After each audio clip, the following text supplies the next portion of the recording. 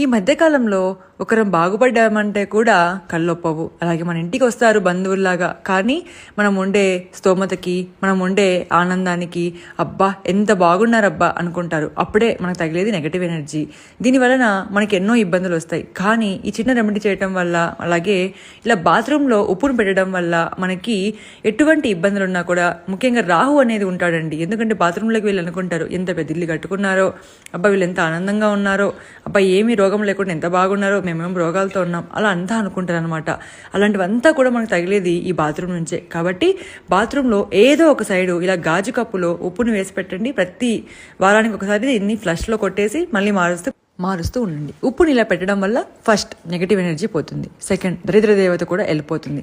దరిద్ర దేవత పోతే ఆటోమేటిక్గా లక్ష్మీదేవి ప్రాప్తి కూడా వస్తుంది. కాబట్టి ఇల్లు సుఖ సంతోషాలతో ఉంటుంది. తప్పకుండా ఈ యొక్క రెమెడీని పెట్టండి. మనం ఉప్పు పెడితే మనకు పోయేదేమీ లేదు కదా.